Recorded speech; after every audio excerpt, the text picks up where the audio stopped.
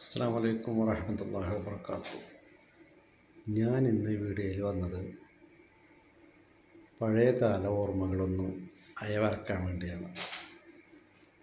അതായത് ഞാൻ 1-ാം ക്ലാസ്സിൽ തൊട്ട് പഠിച്ചത്, എൻ്റെ പ്രിയപ്പെട്ട കൂട്ടുകാർ, അതേപോലെ ആ ക്ലാസ്സുകളിലൊക്കെ ഉണ്ടായിരുന്ന മലയാള പദ്യങ്ങൾ,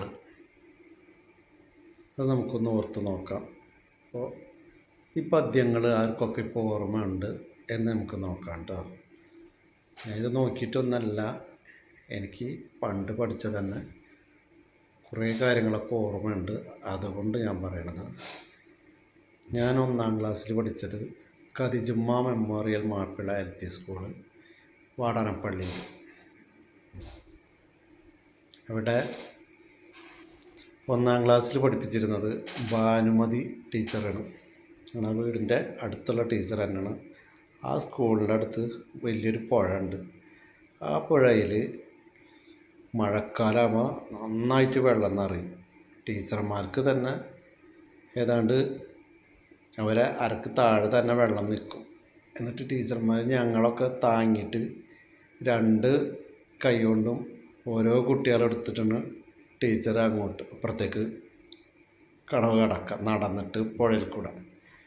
അതൊക്കെ നല്ലൊരു കാലമായിരുന്നു. ഈ മഴക്കാലം വരുന്ന സമയത്ത് എൻ്റെ ഉമ്മ മരിച്ചു പോയി, അള്ളാഹു എൻ്റെ ഉമ്മയുടെ ആഖിറ വെളിച്ചാക്കി കൊടുക്കട്ടെ, ആമീൻ. അപ്പം എൻ്റെ ഉമ്മക്ക് എന്ന് പറയണത് പുഴയിൽ കൂടെ പോകുമ്പോൾ ഭയങ്കര പേടിയാണ്. മഴക്കാലം വരുമ്പോൾ ഉമ്മ പറയും, പുഴയിലൊക്കെ വീണ് ഈ ഒഴുക്കിലൊക്കെ പെട്ട് പോയിട്ടുണ്ടെങ്കിൽ എൻ്റെ മക്കൾ നഷ്ടപ്പെടുന്നതുകൊണ്ട് ആ സ്കൂളിൽ പോകണ്ടെന്ന് പറയും.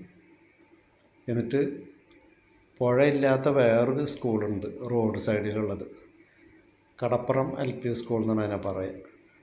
ആ സ്കൂളിലേക്ക് എന്നെ കൊണ്ടുപോയി ചേർത്തി. എന്നെയും എൻ്റെ അനിയനെയും കൂടെ ഒരേ ക്ലാസ്സിൽ തന്നെ 1-ാം ക്ലാസ്സിൽ കൊണ്ടുപോയി ചേർത്തി. അങ്ങനെ അവിടെ പഠിച്ചുകൊണ്ടിരിക്കുമ്പോൾ 2-3 മാസം ഞാൻ പഠിച്ചിട്ടുണ്ട്. പഠിക്കാനൊക്കെ നല്ല ഉഷാറായിരുന്നു എനിക്ക്. കാരണം അനിയനും ഞാനും ഒരേ ക്ലാസ്സിലാണ് പഠിക്കുന്നത്. അപ്പോൾ അക്ഷരങ്ങളൊക്കെ ഏതാണ്ടൊക്കെ കുറേയൊക്കെ എനിക്ക് മനസ്സിലാവണ ആ സമയമായിരുന്നു. അപ്പോൾ ഞാനൊക്കെ നന്നായിട്ട് പഠിക്കും. അപ്പോൾ ആ സ്കൂളിൽ പോയിക്കൊണ്ടിരിക്കുമ്പോൾ മഴക്കാലം കഴിഞ്ഞു, പുഴയിലൊക്കെ വെള്ളം കുറഞ്ഞു. അപ്പോൾ ഉമ്മ പറഞ്ഞു, എൻ്റെ മക്കൾ ആ സ്കൂളിൽ പോകുമ്പോൾ റോഡിൽ കൂടെയാണ് പോണത്. റോഡ് സൈഡിൽ കൂടെ പോകുമ്പോഴായാലും വണ്ടിയൊക്കെ പോണത് എന്തെങ്കിലുമൊക്കെ തട്ടി സംഭവിച്ചു കഴിഞ്ഞാൽ ആരാ ചോദിക്കാനും പറയാനുള്ളത്? ഒരു കാര്യം ചെയ്യാൻ, നമുക്ക് ഖദീജമ്മ സ്കൂളിൽ തന്നെ പോകാമെന്നാണ്. അങ്ങനെ വീണ്ടും ആ സ്കൂളിലേക്കാക്കി. ആ സ്കൂളിലേക്ക് പോകുമ്പോഴത്തേന് ഏതാണ്ട് എനിക്കൊരു 10 വയസ്സൊക്കെ ആയി. അപ്പോൾ 3-ാം ക്ലാസ്സിൽ എന്നെ 1-ാം ക്ലാസ്സിൽ തന്നെ കൊണ്ടുപോയി ചേർത്താൻ പോകുമ്പോൾ എനിക്കൊരു നാണക്കേട് പോലെ 1-ാം ക്ലാസ്. ഞാനും ഇങ്ങനെ 1-ാം ക്ലാസ്സിൽ തന്നെ ഇനി ഇരിക്കണ്ടേ, വലിയ കുട്ടിയായില്ലേ എന്നൊക്കെയുള്ളൊരു ചിന്ത എനിക്ക് വന്നു. അങ്ങനെ എന്നെ ഖദീജമ്മ സ്കൂളിൽ കൊണ്ടുപോയി ചേർത്താൻ വേണ്ടി വന്നപ്പോൾ അവിടെ അന്ന് ഹെഡ് ടീച്ചർ ഖദീജ ടീച്ചറായിരുന്നു. ടീച്ചർ എന്നെ വിളിച്ച് ഒരു ഇൻ്റർവ്യൂ നടത്തി. അന്ന് എൻ്റെ 2 പെങ്ങന്മാരവിടെ സ്കൂളിൽ തന്നെ പഠിക്കുന്നുണ്ട്, 4-ാം ക്ലാസ്സിൽ പഠിക്കുന്നുണ്ട്. അവർ പദ്യം ചൊല്ലണതൊക്കെ ഞാൻ കേട്ട് പഠിക്കാറുണ്ട്. ടീച്ചർ എന്നോട് ചോദിച്ച് വായിക്കാനൊക്കെ അറിയോ എഴുതാനൊക്കെ അറിയുമോ എന്ന് ചോദിച്ചു. ഞാൻ പറഞ്ഞു 4-ാം ക്ലാസ്സിലെ പദ്യമൊക്കെ ഞാൻ ചൊല്ലുമെന്ന് പറഞ്ഞു. അങ്ങനെ ചൊല്ലാൻ പറഞ്ഞപ്പോൾ ഞാൻ ഒരു പദ്യം ചൊല്ലിക്കൊടുത്തിട്ടാണ്. അത് 4-ാം ക്ലാസ്സിലത്തെ 1-ാമത്തെ പാഠമാണ്, ചിത്തിരമാസം എന്ന് പറയുന്ന ആ പദ്യം. സത്വരം ലോകമനോഹരമായുള്ള ചിത്തിരമാസമാണഞ്ഞിതു ഭംഗിയിൽ, ആഞ്ഞുതേന്മാവിൻ്റെ കൊമ്പുകൂലകളിൽ ചാഞ്ഞു ചുവന്നു ചമഞ്ഞു കിടന്നിതു. സത്വരം ലോകമനോഹരമായുള്ള ചിത്തിരമാസമാണഞ്ഞിതു ഭംഗിയിൽ, ആഞ്ഞുതേന്മാവിൻ്റെ കൊമ്പുകൂലകളാൽ ചാഞ്ഞു പഴങ്ങൾ ചുവന്നു ചമഞ്ഞിതു. മഞ്ജുവാഞ്ഞാവൽ മരങ്ങളിൽ കായ്നിര എഞ്ചന കാന്തി കവർന്നു തുടർന്നിതു നല്ലൊരിലഞ്ഞികൾ പൂത്തു മണം പേറി മെല്ലെന്നു കാറ്റു ചരിച്ച നിലവേ ചട്ടറ്റ ചാരു പാവിഴ പ്രഭയർന്നു മുട്ടശോകങ്ങളിലെങ്ങും നിറങ്ങവേ നല്ല തങ്കത്താലി മാല പോൽ തൂങ്ങിതു പുല്ലാമാം പൂങ്കുല കൊന്ന മരങ്ങളിൽ പുല്ലമാം പൂങ്കുല കൊന്ന മരങ്ങളിൽ. ഈ പദ്യമായിരുന്നു ഞാൻ ചൊല്ലിക്കൊടുത്തത്. ഇത് കേട്ടപ്പോൾ ടീച്ചറെ കണ്ണ് തള്ളി. ടീച്ചർ പറഞ്ഞു, അബ്ദുള്ള കുട്ടി നന്നായിട്ട് പദ്യമൊക്കെ ചൊല്ലുമല്ലോ, 4ാം ക്ലാസ്സിലത്തെ പദ്യമല്ലോ ചൊല്ലിയത്. ഒരു കാര്യം ചെയ്യുക, ഇത്തമാർ രണ്ടാളും 4ലല്ല ഇരിക്കുന്നത്, അപ്പോൾ 3ാം ക്ലാസ്സിലിരുന്നു എന്നാണ്. അങ്ങനെ തന്നെ 3ാം ക്ലാസ്സിൽ കൊണ്ടുപോയി ഇരുത്തി. അത് ആ ടീച്ചർ തന്നെയായിരുന്നു, ഖദീജ ടീച്ചറെ ക്ലാസ്സായിരുന്നു. അങ്ങനെ ഞാൻ 3ാം ക്ലാസ്സിലത്തെ സ്റ്റുഡൻ്റായി അവിടെ. അന്ന് എൻ്റെ കൂട്ടുകാരവിടെ ഉണ്ടായിരുന്നത് അബ്ദുള്ള BM. ഇത് നമ്മുടെ ചെട്ടിക്കാട്ടിലുള്ള എൻ്റെ വീടിൻ്റെ അടുത്ത് തന്നെയുള്ള മൂസാമാഷ അടുത്ത് അബ്ദുള്ള എന്നറിയും. പ്രായം കൊണ്ട് എന്നേലും ചെറുതാണെങ്കിലും ഇന്നും ഞങ്ങൾ ഭയങ്കര കമ്പനിയാണ്.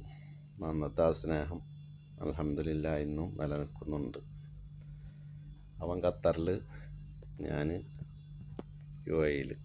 എങ്കിലും ഇടയ്ക്കിടയ്ക്കൊക്കെ എനിക്ക് ഫോൺ ചെയ്യാറുണ്ട്, എൻ്റെ കാര്യങ്ങൾ അന്വേഷിക്കാറുണ്ട്, എന്നെ സഹായിക്കാറുണ്ട്. അങ്ങനെയൊക്കെ ഇൻഷാ അല്ലാഹ് അങ്ങനെ പോകണം. പിന്നൊരു കൂട്ടുകാരനായിരുന്നു എൻ്റെ ബാബു, ഇത്തിക്കാട്ട് ബാബു എന്ന് പറയുന്നത്. അവനിപ്പോൾ എവിടെയാണെന്നൊന്നും അറിയില്ല. കുറേ വർഷങ്ങൾക്കൊക്കെ മുമ്പ് ഞാൻ കണ്ടിട്ടുണ്ട്. അത് ഖദീജ സ്കൂളിൻ്റെ പടിഞ്ഞാറ് ഭാഗം തന്നെയാണ് അവൻ്റെ വീട്.